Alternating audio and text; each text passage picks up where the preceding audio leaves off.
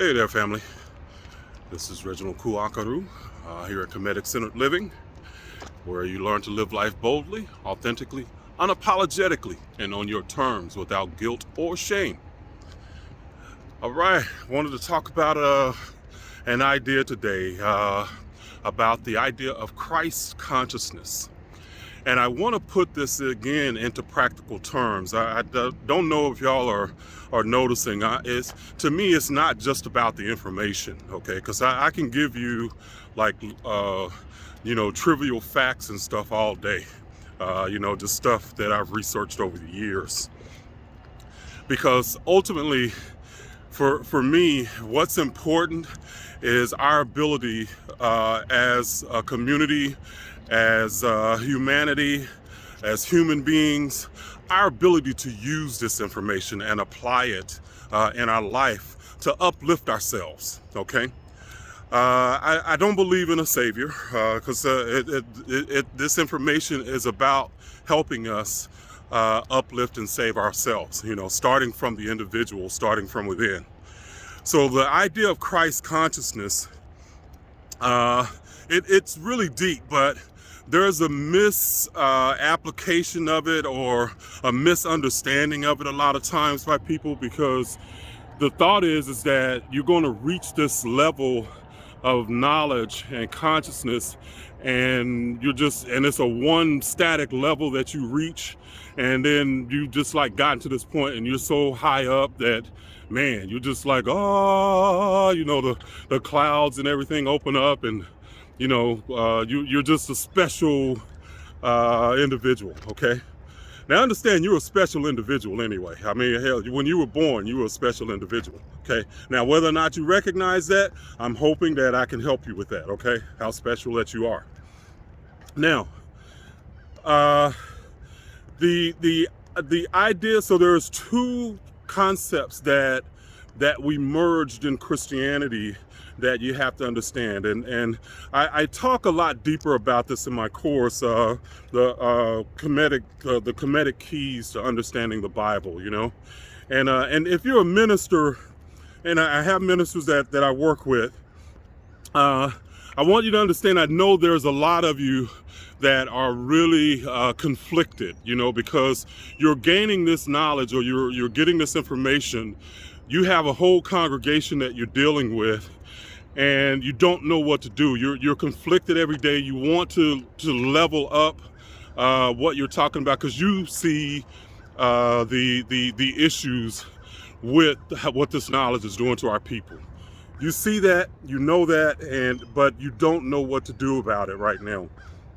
And I want to tell you, the course that I have created will help you with that, okay? I'm not that one that's going to attack you for what you believe and what you think. I want to help you to level up, and definitely this knowledge will help you. So I'm going to talk about the Christ idea, but knows that it goes so much deeper, and this course is going to enlighten you, I promise you. Okay, so the idea that in ancient terms, in Comedic terms, Jesus and Christ were two different concepts, okay? And understand that these concepts represented ideas about us as human beings, okay? Something that was universal to us as human beings. Or as the ancients would say, it was something that was divine, okay? So the idea of Jesus, and these concepts are really simple, and they represented them very different ways. So like the idea of Jesus is really the concept of an aha moment, okay? Or you get an epiphany, or the light bulb comes on, okay? So I just stated this idea three different ways, okay? But they all mean the same thing. I talked about before the idea of the divine feminine and the divine masculine. The ancients represented ideas as male and female to give you a clue as to how they participate in our world, in a sense. So the divine masculine, on a very basic level, The divine masculine is something that is active, is an active principle. And the divine feminine is something that is a receptive principle. Or, as I talked about before, it's about an environment. The divine masculine can plant a seed into the divine feminine, okay? That seed can grow and manifest, all right? So that's just some basic symbolic understanding of these ideas. So the aha moment is active, okay? It is a, oh wow, just have you ever been or have ever had the situation, and I know you have, where all of a sudden you just figured something out and you said, oh man, dang, I get it now, I understand it, or dang, that hit me like a ton of bricks, once you figure it out, it's just like, bam, you learned it, and you gain that wisdom. And that wisdom that you gain from it, that's when you have elevated to a Christ, okay? So the idea is that aha moment that we know as, in the Kemetic terms, it was Horus and Osiris, or from the conscious community, Heru and Osar, okay? That aha moment, or that enlightened moment, was also talked about symbolically. So again, these ideas were represented different ways, and they're written as scriptures in the Bible in different ways. So Jesus is the light of the world, okay? Well, when you get enlightened, it's like, aha, that's the light of the world, okay? On one level, all right? John 1:1 says, in the beginning was the Word was God, the Word was with God, okay? The Word is about wisdom and enlightenment. So those are two ways that you're going to connect the dots here. So in your life, you have things that happen that give you that aha moment, and then you are elevated in consciousness. That doesn't mean that there's something, how can I say, I'm trying to put this in terms of just practical everyday language, that once you reach that level, it doesn't mean that you've reached like a totality of like consciousness and knowledge. It means that in an area of your life, you figured something out, okay? So I know a lot of people, a lot of times, and the reason I want to say this is because a lot of times we're in such a comparative mode about ourselves, and about, we compare ourselves to other people, and we look at ourselves as lacking in some kind of way. And in a lot of ways, that's just kind of how society has run. But you have some gifts and something special about you, okay? And a lot of times, and what I want to put this in the context of is, especially in our communities, guys, that we need people that can bring their gifts to our communities and help uplift people, okay? And help basically bring enlightenment to them in other areas, okay? Maybe your gift is figuring out parenting, okay? Maybe your gift is figuring out sexuality. Maybe your gift is figuring out how to help people fix their cars. It could be any number of things. But you, in this area of your life, you've reached that level to where you are a Christ level, to where you have this knowledge that you can express your gift in a special way. So Christ doesn't mean that you've reached this state of perfection. That is that's a misapplication and a misunderstanding of what becoming a Christ is. Because you can have enlightenment in one area of your life, and you can be gifted in one area of your life, like for instance, a businessman, but in your family life, hell, it might be tore up. You might not can relate to women very well, or you might not can relate to men very well, but in other areas of your life, you are gifted, okay? But what happens is the people that might be gifted in one area of their life, when they live comparatively, in other words, comparing themselves to other people, they don't look at their gift, they look at what's wrong with themselves, and they say, well, I can't talk to anybody about that. Nobody ever believed me, No, that's not how it works, or not how it should work. You have a gift that in one area, but you can start working and fixing the other area, okay? But other people need what you can bring to the market, so to speak. Other people need your knowledge and awareness in that particular area. Y'all, you follow me? You follow what I'm saying? So Christ is, you reach this state of knowledge and wisdom in a particular area. And that Christ can be for man or woman, okay? That's the other thing, is that this is not just about one special human being that supposedly incarnated on the earth, okay? This knowledge that is hidden in the Bible esoterically is really stating ideas that are about us as human beings, not the exception, but an example of that human being. Not an example that you're supposed to be like. It's giving you an example of what it is like when you reach that state, okay?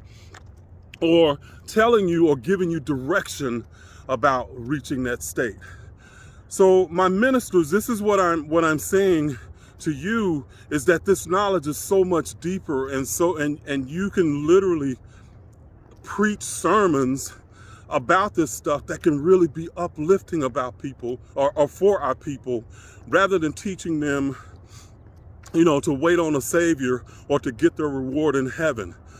All these ideas from the Kemetic perspective, which is where these Christian ideas came from, all these ideas are about teaching us as humanity how to elevate, giving us ways and tools to elevate, all right? So you don't have to keep preaching or being conflicted. Just learn these ideas at a deeper level, okay?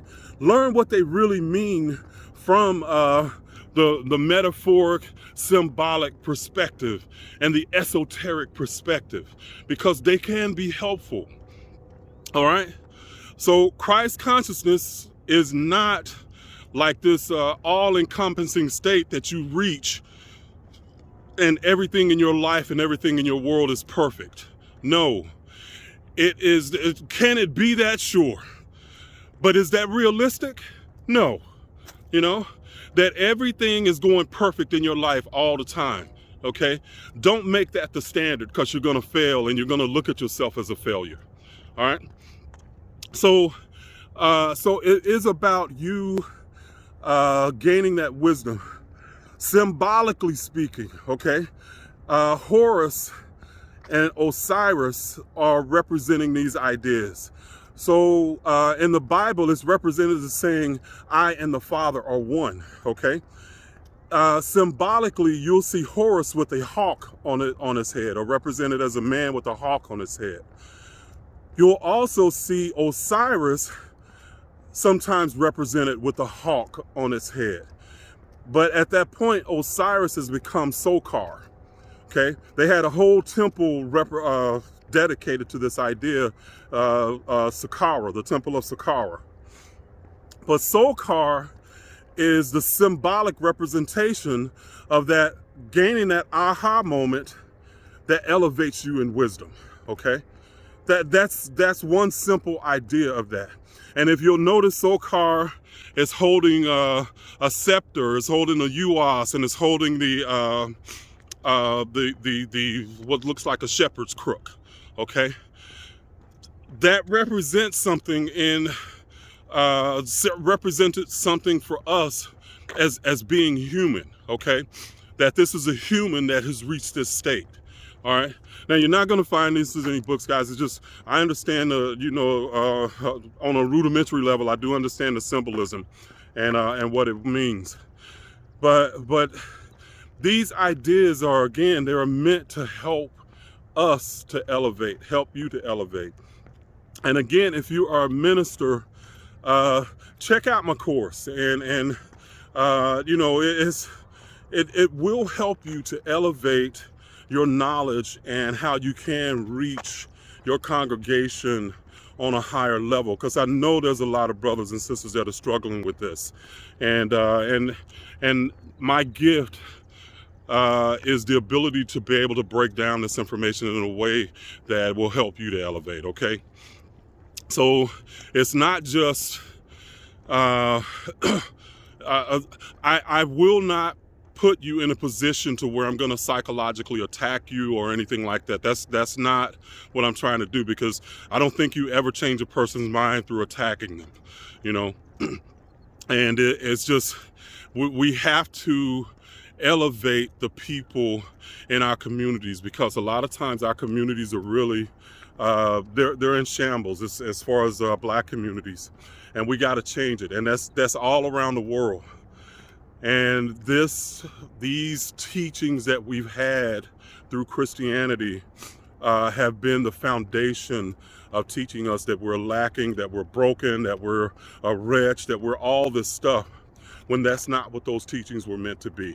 Okay, so become a Christ. You know, all of us can do that at any time. It's just a representation of an idea of you elevating and gaining wisdom.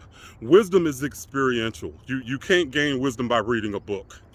You only gain wisdom through your experience, and that's what our ancient ancestors were teaching us. Okay, that wisdom is experiential. It is the inner contemplation of knowledge. All right. Okay, so I'm gonna sign out here. I hope you guys have an amazing day. This is Reginald Kuakaru, again at Comedic Centered Living, where you learn to live life boldly, authentically, unapologetically, and on your terms without guilt or shame. All right, y'all have an amazing day. Bye-bye.